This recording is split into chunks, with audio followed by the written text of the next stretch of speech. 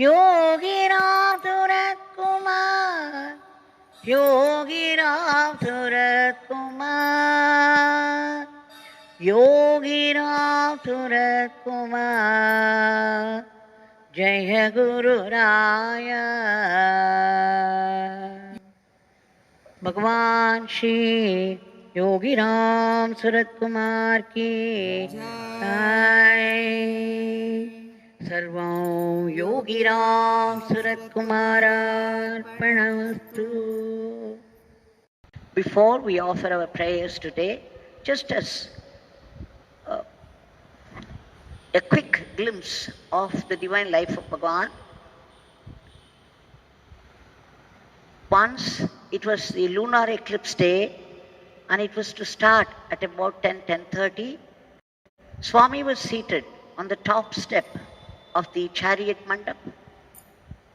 He started to look at the moon, the full moon, with his raised hands in benediction. His eyes were gazing at the full moon, and there was such tenderness and a pour of love on his face, as though he was blessing the moon. And of course he was.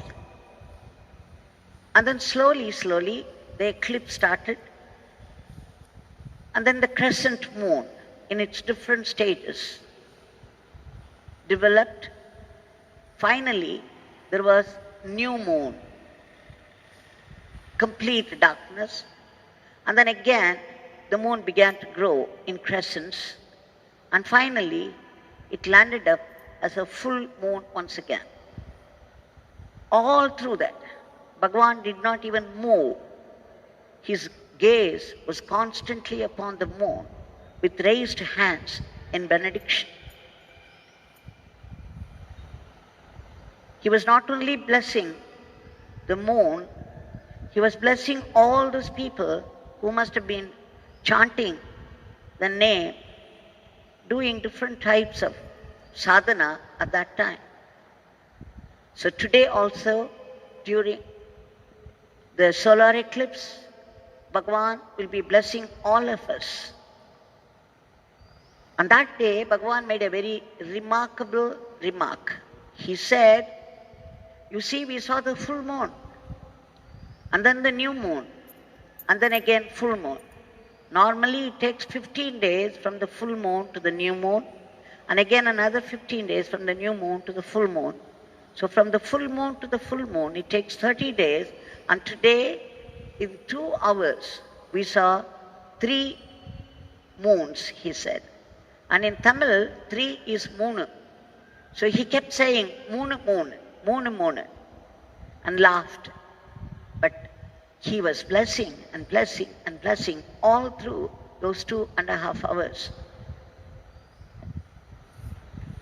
Not only the moon, not only the nature, but all those people involved in their sadhana during that time. Today, it would happen again from 10:15 to 1:45. The solar eclipse would take place, and we, the few of us here living in the ashram, would gather in front of our Bhagwan's murti and be chanting the name. At the request of many devotees, it will be live streamed from 10:15 to 1:45, and those of you who can afford to join us, please join, remembering that Bhagwan would be blessing us all through. And the Nama would be much more powerful. There will be an enormous fruit, benefit out of this chanting. Now we will offer our prayers at the feet of Bhagwan.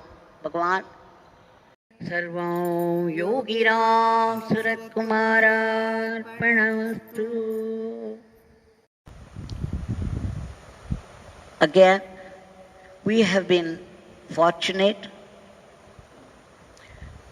to sing the name Yogi Ramsuratkumar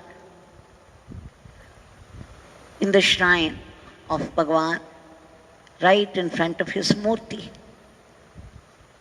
the Murti with his raised hand in benediction. This could happen only because of the meritorious deeds that we should have done over many births. And today we shall have one more glimpse of the divine life of Bhagwan, a true story of Bhagwan's glory. Two or 3 years back, early morning around 5:30, a group of people, maybe 10 or 15 people, had come from a place called Samayapuram, which is near Trichy. There is a very famous Divine Mother temple. A Divine Mother is very famous also for granting boons. And outside the temple, on either side, are shops selling flowers, tea, coffee, all that. Small, small shops. So those people were from there. Some of them were having the flower shops and some were selling tea. So they had all come together and we were very, very impressed by their devotion, by the way they sang Bhagwan's Nama. It made a deep impression on us.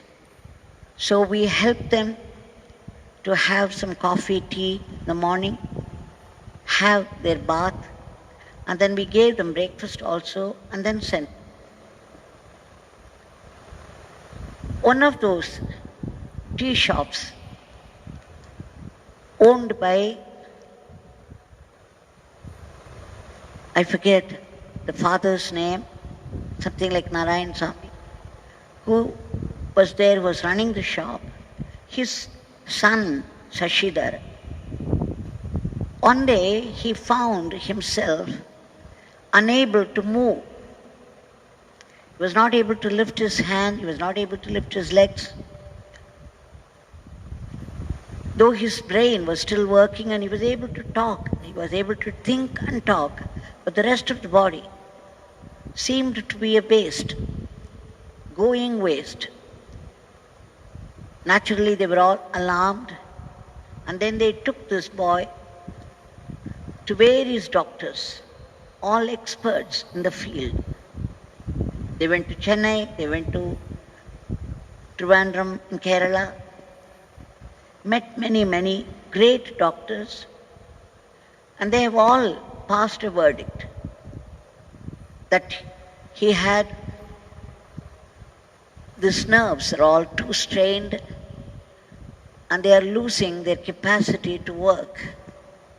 With the result, none of the nerves could function.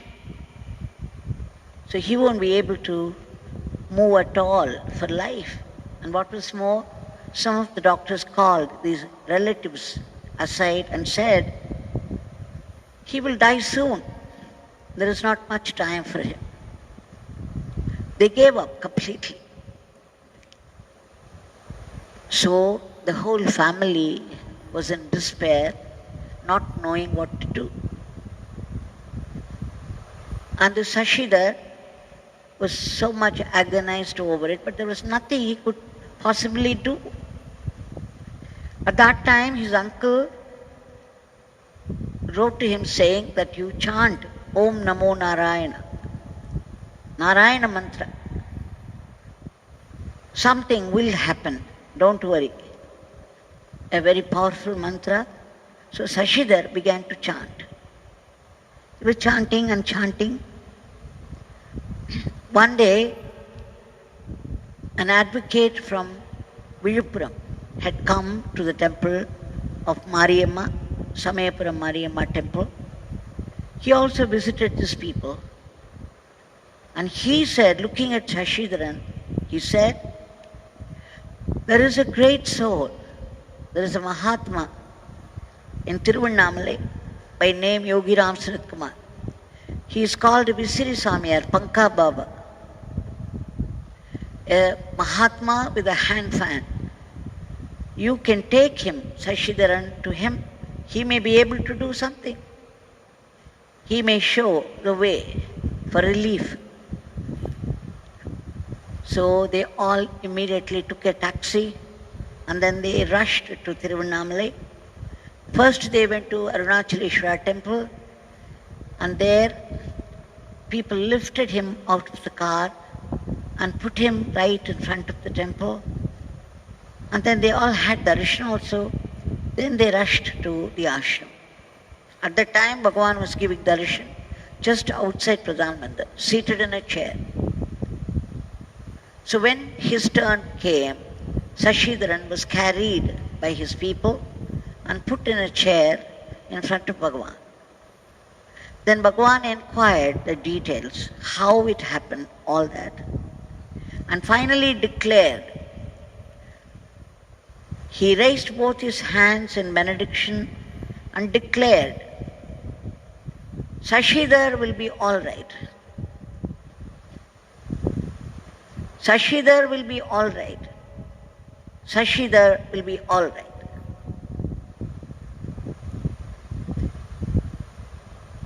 He would live comfortably. Sashidhar would be able to live comfortably.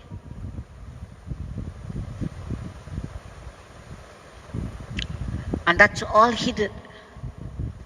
Anyway, they were very happy. Sashidhar now had hope. He never had any hope until then.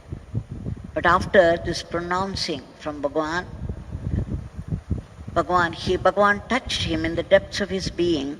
He carried Bhagwan with him. He carried his Nama, he carried Bhagwan himself in his heart and began to live in Bhagwan, in the memory of Bhagwan after that. A few days passed, maybe more than a week, and one day, suddenly he was able to sit up in the bed, which he never did. And he did it so naturally that he himself was surprised that he was able to sit up. He called those people and said, look, I'm sitting up without anybody's help. He was very, very happy.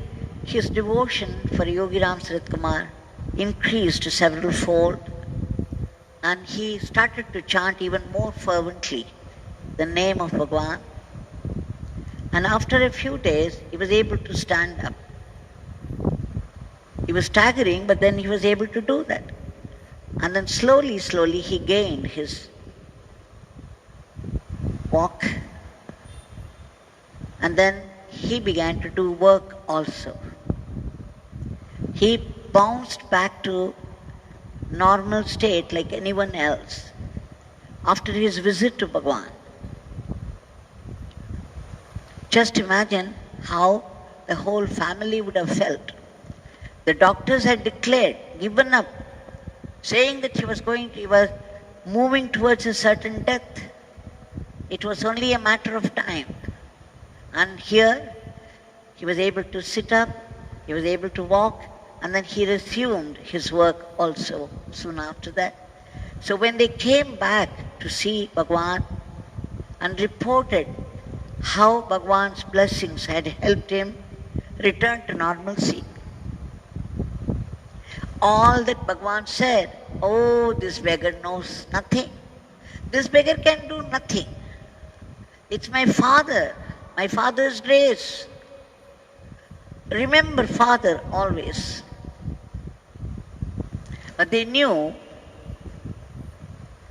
who the Father was. So the families are all there around. It seems that the pujari there, the temple, Mariamma temple, they were all very impressed with what happened to Sashidhar. Many of them became devotees of Bhagwan. So much so, Shri Mrityunjayan, the pujari there, whenever he gave vibhuti, basma, the ashes from the temple to people, he would always chant Yogi Ramsuratkumar, Yogi Ramsuratkumar, Yogi Ramsuratkumar. So this story, this true story, illustrates what Bhagwan can do by merely declaring that someone would bounce back to normalcy. Now, should we not appeal to him so that this world would bounce back to normalcy, just as Sashidharan did? We shall appeal to the boundless compassion of Bhagwan. Bhagwan, Sarvam Yogi Ramsuratkumar Arpanamastu. Today again, we got this golden opportunity to chant the powerful name Yogi Ramsuratkumar right at the feet of Bhagwan's Murti. Though we are sitting here right in front of him and singing, though you people are in your own places, when you join our singing, you are also seated right in front of him in this powerful, vibrant place of Bhagwan. It's all only due to our meritorious deeds over many, many births. Remembering this, before we offer the prayers, we shall once again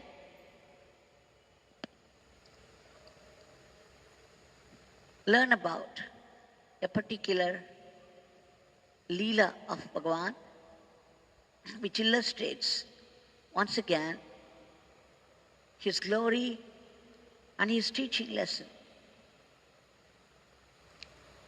Whatever he did, whatever Leela he did, not only give us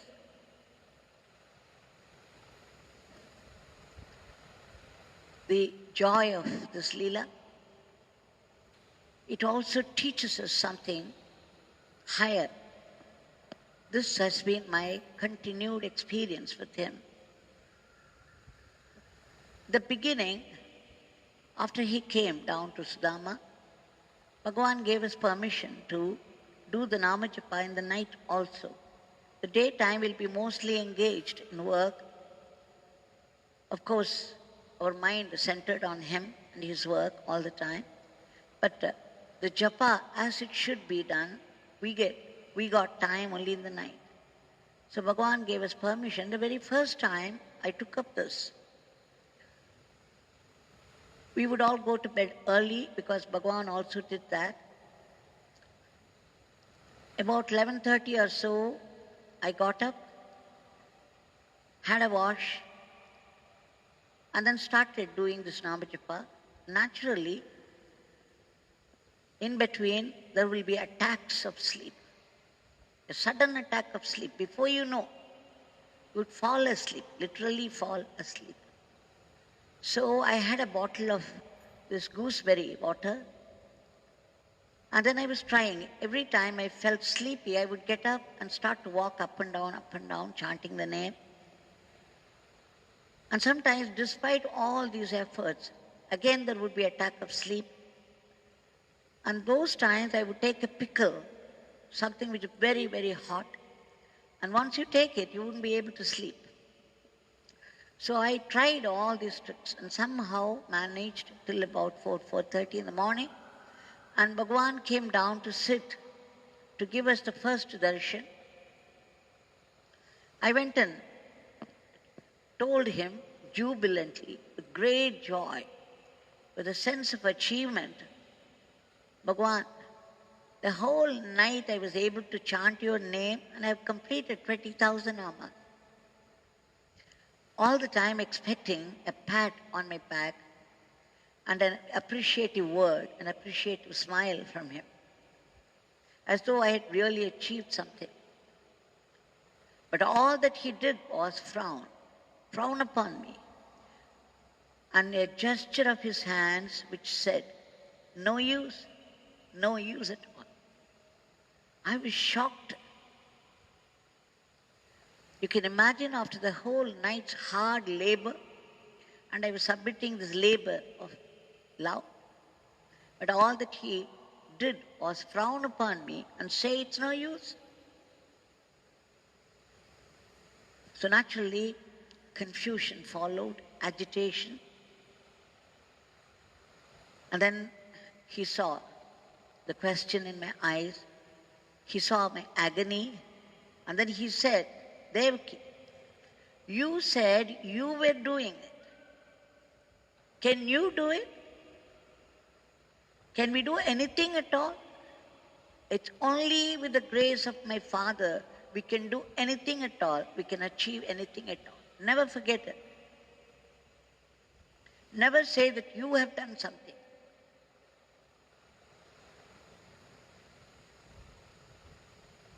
What a lesson. Worth yearning, spending the whole night on his Nama to learn this lesson. Even when we do japa, this japa that we have been doing for 1 hour, you think it's possible to do it by ourselves. It's because of Bhagwan's grace. The meritorious deeds that we have done over births, that we have come to him at all in the first place, and we are able to chant his name by his grace. We should never forget that. Not only chanting the name, anything. Bhagwan often said, if you cannot open your eyes or close your eyes without his grace. You cannot breathe in or breathe out without his grace. Anything could be stuck in the night, and we may get up with a problem in the morning. Everything needs grace. So, we should also be very careful when we word things. The first accommodation must be for the grace, because it's the truth. Without grace, remember, we cannot open our eyes, or the opened eyes cannot close without his eyes. After the out breath, if the in breath should take place, you need grace. If there is no in breath, then the body is dead. So let's remember this great lesson that Bhagwan taught me that day. It's meant for all, that everything the body does, even the thoughts that occur to us, and the actions, all the actions that we do in our everyday life, every thought, every word, every deed, they come only from him. And everything that we do is because of his grace. He is activating us from inside into thinking, talking and doing. Never should we forget this lesson. And we should keep applying it in our everyday life. Because whatever concept that we learn, whatever lessons that we learn are no use until we apply them in our everyday life. So now, it is only by his grace that we have been able to chant this Nama for so many days. And it's by his grace we are able to pray at all. And it is by his grace we shall submit this prayer once again to his boundless compassion, boundless grace. Bhagwan,